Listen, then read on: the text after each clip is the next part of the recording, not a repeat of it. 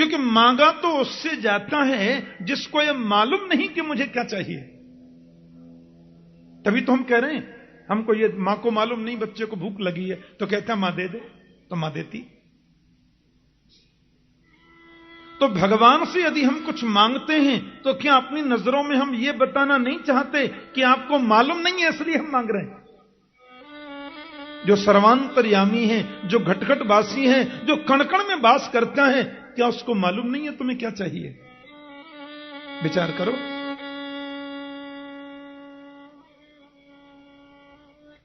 और जब उसको मालूम है कि मुझे क्या चाहिए, क्योंकि वो अंदर ही बैठा है, तो उससे मांग करके अपनी नजरों में हम उसको छोटा क्यों बनाते हैं?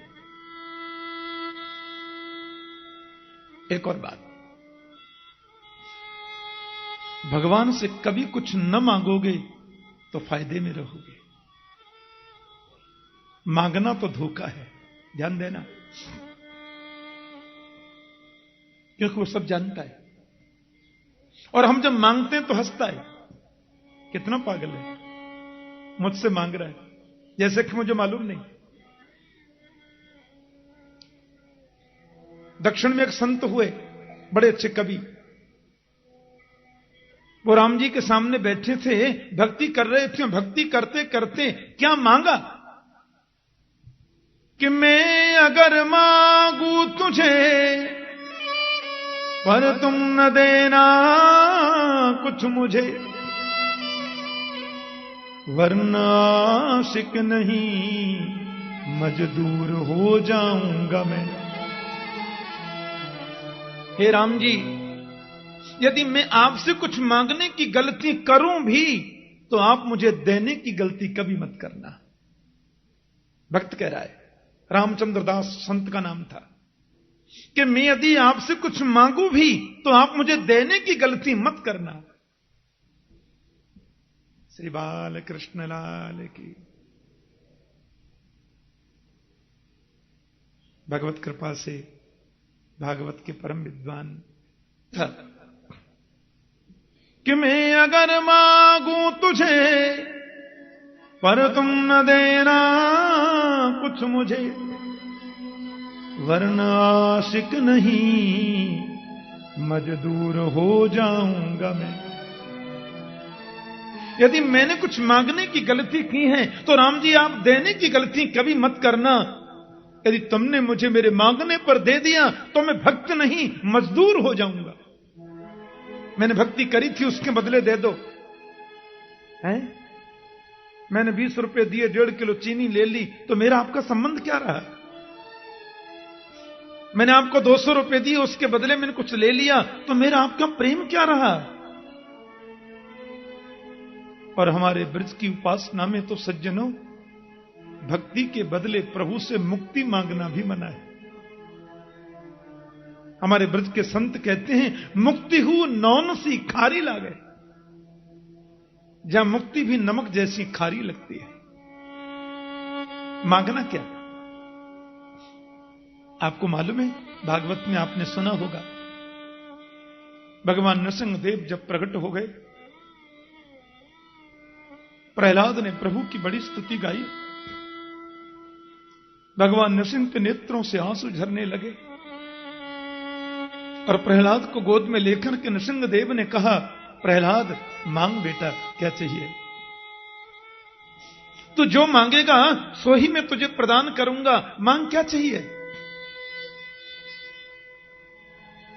प्रहलाद बोले, क्या मांगू? बोले, ब्रह्मा का पदवी मांगेगा तो मैं दे दूंगा। प्रभु ने कहा। ब्रह्मा जी वहीं खड़े थे। ब्रह्मा बोले, मैं तो गया काम से।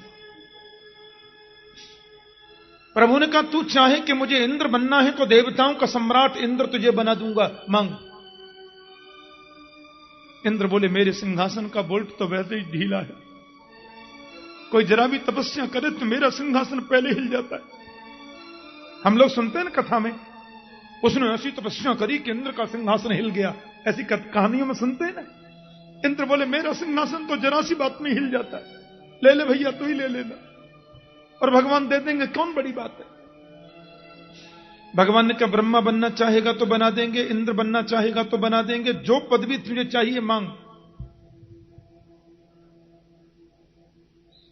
प्रहलाद बोले क्या मांगू? प्रभु ने कहा बिना संकोच के मांग ले पुत्र, वही दूंगा। देवता थर-थर कांपने, किसकी गद्दी खतरे में पड़े कुछ मालूम नहीं। भगवान सुप्रीम पावर किसी को ब्रह्मा से कहें सुनो आप हट जाइए, आपसे प्रहलाद बनेगा ब्रह्मा। 1 मिनट ही तो लगता है। वो जिसको चाहे ब्रह्मा बना दे, जिसको चाहे चेंटी बना दे, उसके लिए कोई बड़ी बात नहीं है।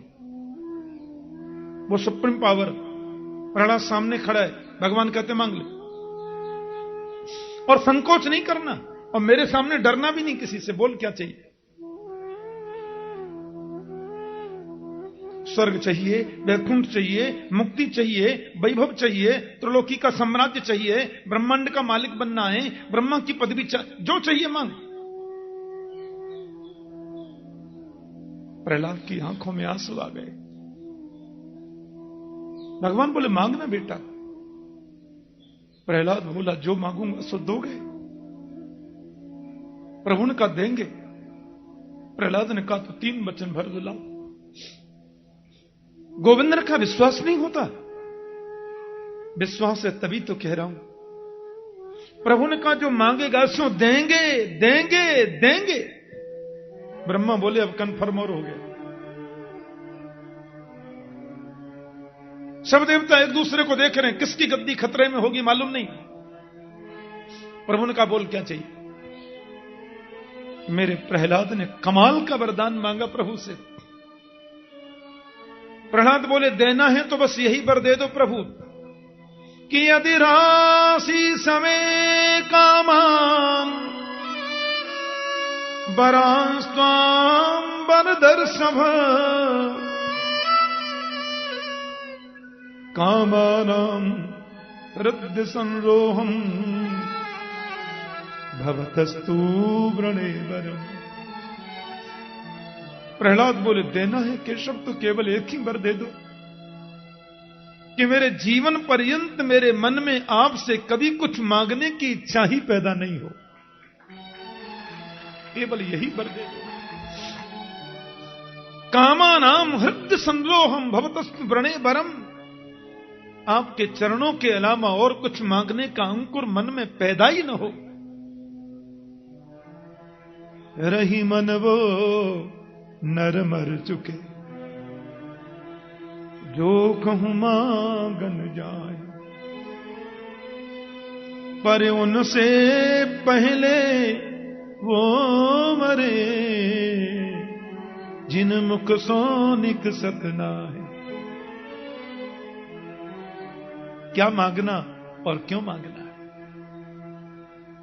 इसलिए प्रभु से मांगना नहीं है। किसी ने प्रश्न किया आप मांगने के लिए मना करते हैं, भक्ति में मांगना नहीं, तो ये मांगना शब्द बना ही क्यों? जब मांगना मना है भक्ति में तो मांगना शब्द ही क्यों बना? तो कहते हैं मांगना तो मांगने के लिए बना, तो मांगने को तो आप मना करते हैं। बोले हम मना इसलिए कर रहे हैं कि भगवान से वैभव मत मांगो, भगवान से संसार की वस्तु मत मांगो, भगवान से मांगना है तो भगवान को मांगो। बोलो जय श्री कृष्ण। भगवान को मांगना है, भगवान से नहीं मांगना, इसलिए मांगना बना है। और भगवान को भी मांगना एक शब्द आ गया। वास्तव में यदि तुम्हारे मन में है कि मुझे भगवान मिले तो वह भी मांगना जरूरी नहीं है। आदरणीय भरत जी महाराज जब राम का दर्शन करने जा रहे थे, त्रिवेणी में स्नान किया, माता गंगा प्रकट हो गई। भरत से बोल मांग क्या चाहिए? तो भरत ने क्या नहीं चाहिए वो पहले कहा। अर्थन धर्मन काम रुचि गति न चाहो निर्वाण जन्म जन्म रति राम पद यह वरदान। मुझे धन नहीं चाहिए। ऐसा अर्थ लेकर मैं क्या करूं जो अर्थ पूरे अनर्थों की जड़ है। मुझे अर्थ नहीं चाहिए। मुझे ऐसा लौकिक धर्म भी नहीं चाहिए जिस धर्म की वजह से, जिस धर्म के बंधन में राम एक बार भी ये बोल न पाए, पिताजी मेरा कसूर क्या था जो आपने मुझे वन में भेजा। राम ने एक बार भी नहीं कहा। सुमंत्र जी जब लौटे तो भरत ने, दशरथ जी ने पूछा, राम ने कुछ कहा? बोले एक बार भी नहीं कहा कि मेरा कसूर क्या था। ऐसा धर्म मुझे नहीं चाहिए। ऐसे काम की आकांक्षा भी मैं नहीं करता जिस काम ने पिता की बुद्धि को विकृत कर दिया और राम जैसे पुत्र को भी बन जाने से रोक न सके। ये कामाशक्ति मुझे नहीं चाहिए। मुझे ऐसा मोक्ष भी नहीं चाहिए जो मुक्ति राम के चरणों से दूर करती हो। तो क्या चाहिए? बोले जन्म जन्म रति राम पद। जन्म जन्मांतर तक राम के चरणों की रति मुझे, जन्म जन्मांतर तक राम के चरणों की प्राप्ति मुझे हो। मुझे तो मेरे राम से मिला दो बस। प्रभु से भी मांगना है तो प्रभु को मांगो, राम से मांगना है तो राम को मांगो। दुनिया क्या मांगना? दुनिया के वैभव को क्यों और किस लिए मांगना? इसलिए आदरणीय सूत जी महाराज कहते हैं, यह जीवन का परम धर्म है अधोक्षज कृष्ण के चरणों में रति का होना। और वो रति अहित क्यों होनी चाहिए? निष्काम होनी चाहिए, तो ही सर्वोत्तम है, तो ही उसका फल है। एक और बात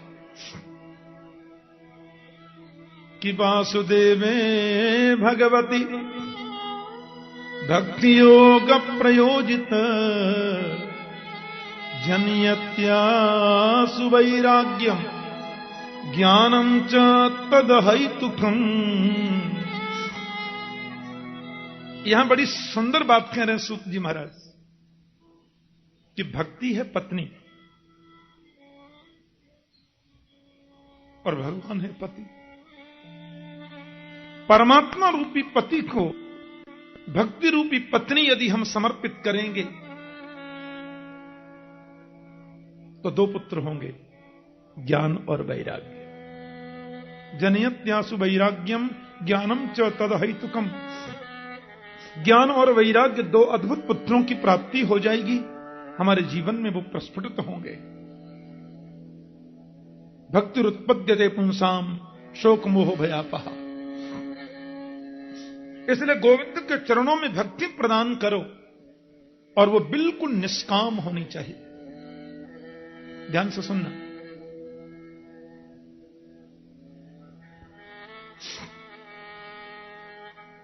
आपने दूसरा प्रश्न किया था ऋषियों, किसको पूजें और किसको छोड़ें। उसमें निवेदन मेरा इतना ही था कि निंदा कभी किसी की मत करो, पर निष्ठा हमेशा एक में रखो। निंदा किसी की नहीं, निष्ठा एक में। एक है साधे सब सधे, सब साधे सब जाए। हम कृष्ण के भक्त हैं, राम की निंदा नहीं, क्योंकि राम कृष्ण नाम दो हैं, चीज तो एक है। राम कृष्ण दो एक हैं, अंतर नहीं निवेश।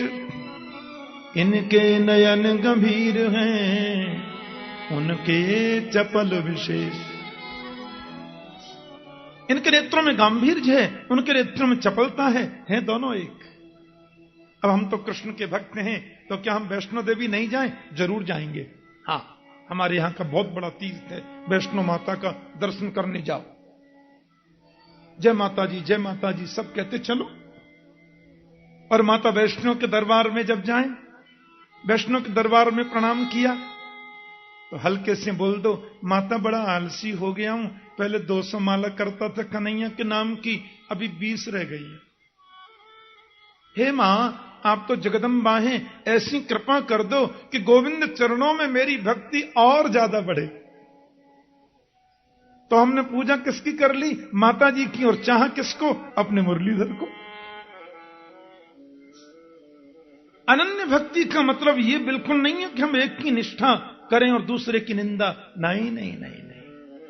गीता में कृष्ण कहते हैं, अनन्याश्चिन्तयन्तो माम ये जनाः पर्युपासते तेषां नित्याभियुक्तानां योगक्षेमं वहाम्यहम्।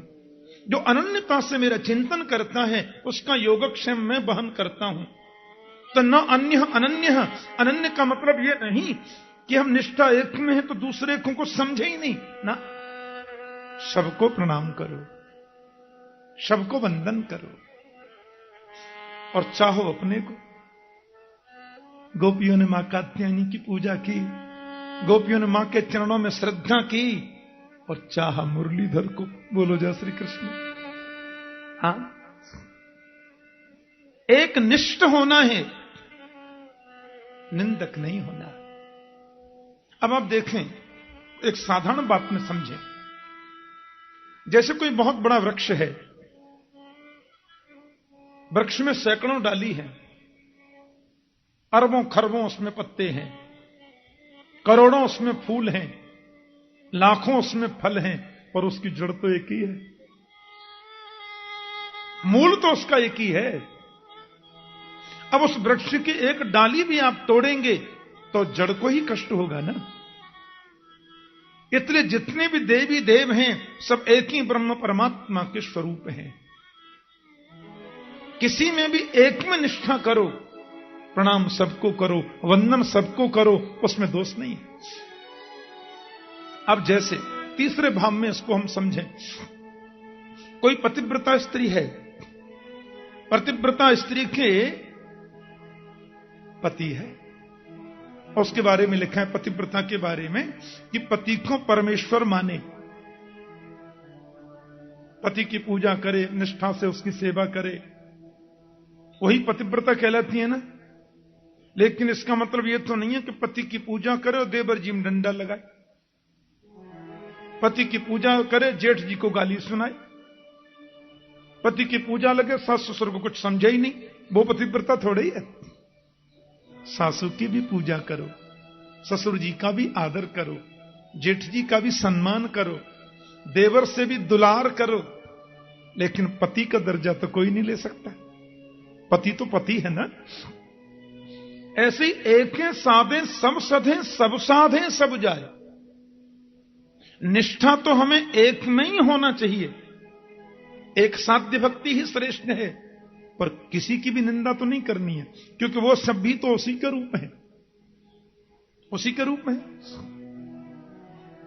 इसलिए एक में निष्ठा रखनी है ऋषियों, निंदा किसी की नहीं। मंदिर में सब देवों को प्रणाम करें, सब देवों को वंदन करें। रामेश्वर जा रहे हैं, भगवान गंगोत्री से जल लेके जा रहे हैं, रामेश्वर प्रभु को जल चढ़वा रहे हैं और प्रणाम करके कह दें, बांके बिहारी के चरणों में मेरी श्रद्धा और हो जा बाबा, आशीर्वाद दे दो। ये अनन्य भक्ति ये है। किसी की निंदा करके एक की पुष्टि करना, ये अनन्य भक्ति नहीं। बहुत अच्छा लगा सौनकादि ऋषियों को। आप लोगों ने मुझसे ये पूछा कि वो अजन्मा है तो उसका जन्म कैसे हुआ, और अनामी है तो उसका नाम कैसे हुआ। भाई अजन्मा है तो वसुदेवस्य देवक्याम जातो यशस्गिरसया, और वो अनामी है तो विष्णु सहस्त्र नाम क्यों, गोपाल सहस्त्र नाम क्यों। तो सूत जी ने बड़ी विचित्र बात कही कि वो हमसे पूछ के कुछ करेगा क्या है? हां भाई, वेद में मेरा नाम अजन्मा है, भैया मैं जन्म लूं कि नहीं बताओ, क्योंकि मेरा नाम अजन्मा है। मेरा नाम वेद में अनामी लिखा है, भैया नाम कोई रखे कि नहीं, फिर तुमको सब अनामी है तो नाम क्यों रख लिया। अरे स्वच्छंद गति ईश्वर, ऋषियों वो ईश्वर है, और ईश्वर है ना, इसलिए 1000 जन्म लेकर भी वो अजन्मा है, और अजन्मा होने के बाद वो हजारों जन्म ले सकता है। यही तो इसका मतलब होता है। 1000 जन्म लेकर भी वो अजन्मा है और अजन्मा होकर भी अनंत जन्म ले सकता है। गीता में गोविंद कहते हैं, जन्म कर्म च मे दिव्यम एवं यो वेत्ति तत्त्वतः। मेरा जन्म भी दिव्य है, कर्म भी दिव्य है, तो वो कुछ भी कर सकता है। कर्तुम अकर्तुम अन्यथा कर्तुम समर्थ ईश्वर। ईश्वर वही होता है नहीं करने के बाद भी जो सब कुछ करे और करने के बाद भी जो कुछ ना करे, ईश्वर है। निर्गुण होने पर भी जो सगुण हो जाए, सगुण होने पर भी जो निर्गुण रूप में प्रतिष्ठित रहे, वो ईश्वर है। भाव का भूखा हूं मैं और भाव ही बस सार है। भाव से मुझको भजे तो भव से बेड़ा पार है। भाव बिन कुछ भी वो देवे मैं कभी लेता नहीं। भाव से एक फूल भी दे तो मुझे स्वीकार है। अन्न धन और वस्त्र भूषण कुछ न मुझको चाहिए। आप हो जाए मेरा बस यही मेरा सत्कर्म है। भाव बिन सूनी पुकारे मैं कभी सुनता नहीं। तेर भक्ति भाव की करती मुझे लाचार है। और अंत में कह दिया कि बांध लेते भक्त मुझको प्रेम की जंजीर में। इसलिए इस भूमि पर होता मेरा अवतार है। प्रेम की जंजीर में भक्त बांध लेते हैं। टेम्परेचर जब माइनस में चला जाता है ना जी, तो पानी बर्फ बन जाता है। हाँ, पानी माने निर्गुण और बर्फ माने सगुण। टेम्परेचर जब 50 डिग्री में आ जाए तो पानी हो जाता है, बर्फ भी पानी बन जाती है। और टेम्परेचर जब -, डिग्री में चला जाए, -25, तो बर्फ हो जाता है। अमेरिका में एक जगह अलास्का में आप कभी देखें तो वहां नदी बह रही है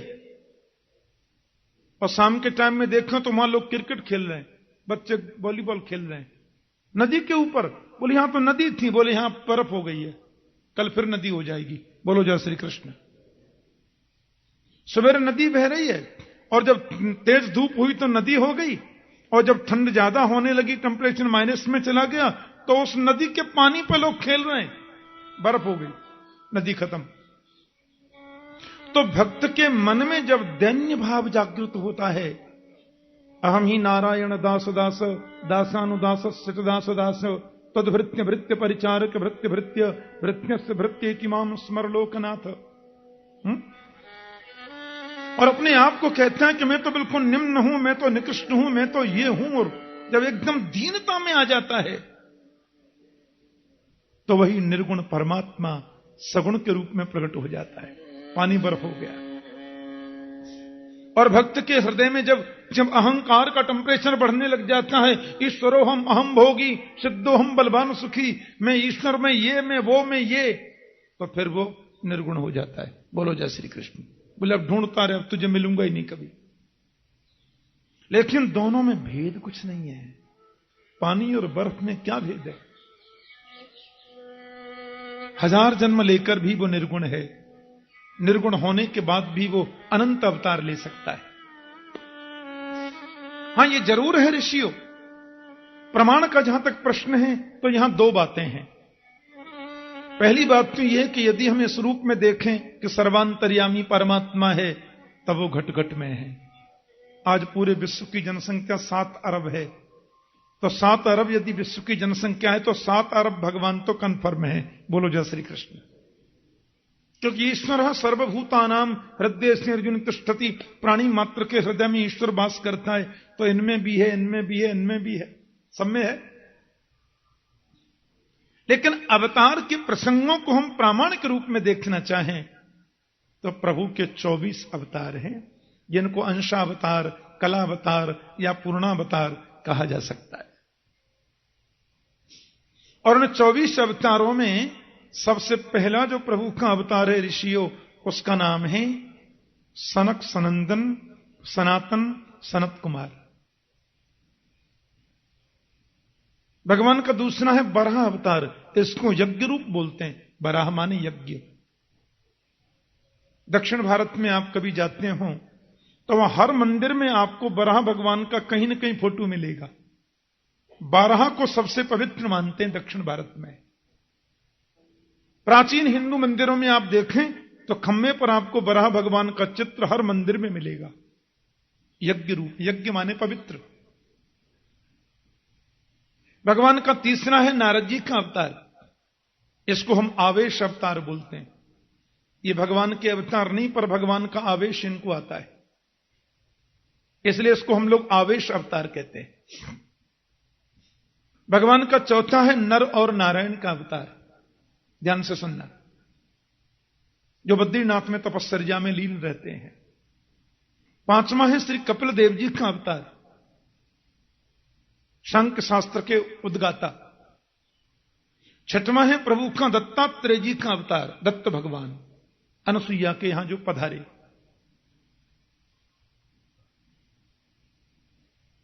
सातवां है यज्ञ का अवतार, आकुति के घर जो जन्म लेकर के आए, स्वयंभू मनु की बेटी आकुति, उनके पुत्र भगवान यज्ञ बने। आठवां भगवान का अवतार है ऋषभ देव जी का अवतार। ऋषभ माने श्रेष्ठ, हमारे जैन भाई जिनको प्रथम तीर्थंकर मानते हैं।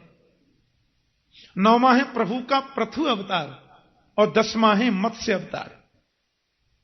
यदि हम 24 अवतारों की चर्चा करते हैं तो मत्स्य अवतार 10वें नंबर पे आता है, और जब हम 10 अवतारों की चर्चा करते हैं तो मत्स्य अवतार पहले नंबर पे आ जाता है।